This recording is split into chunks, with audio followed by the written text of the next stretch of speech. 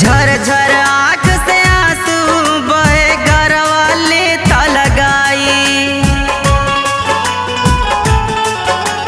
झर झर आँख से आंसू बहे गरवा लेता लगाई।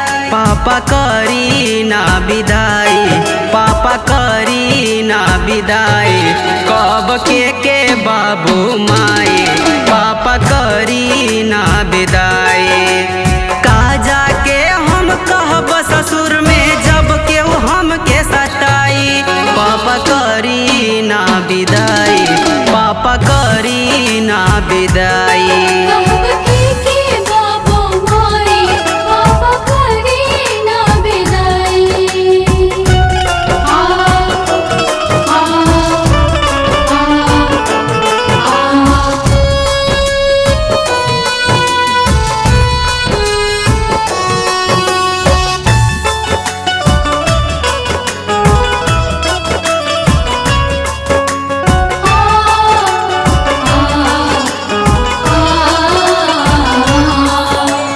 अपने रहला टूटही मड़हिया हमें भेजला हॉस्टल में।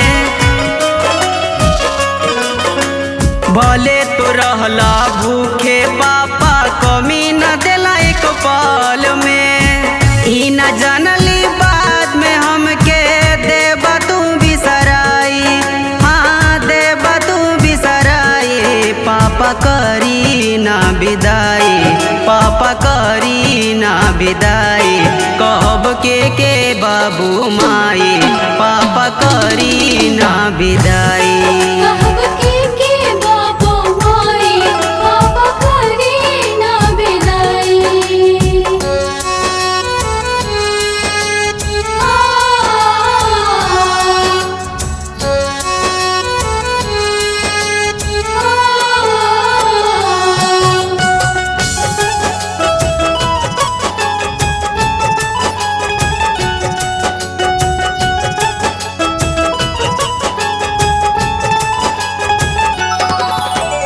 भैया से ज्यादा हमके मनला कैला प्यार दुलार हो। आज छोड़ा के हाथ तू जाला बना के कर्जदार हो। प्यार दुलार तू इतना लुटौला कैसे करब भरपाई, हाँ कैसे करब भरपाई। पापा करी ना विदाई, पापा करी ना विदाई, कहब के, के के के के के के के के के के के के के के के के के के के के के के के के के के के के के के के के के के के के के के के के के के के के के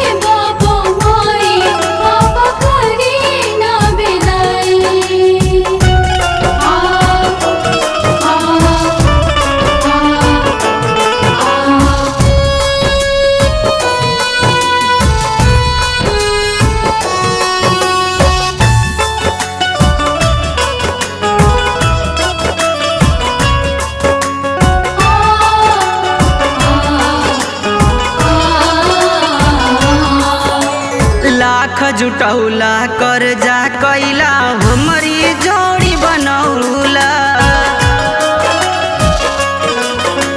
खुद से ऊंचा धन से ज्यादा घर में हमके बैठौला। अपने से ज्यादा सुख में पापा शादी दिहला रचाई, हाँ शादी दिहला रचाई। पापा करी ना विदाई, पापा करी ना विदाई, कहब के बाबू माई, पापा करी ना विदाई।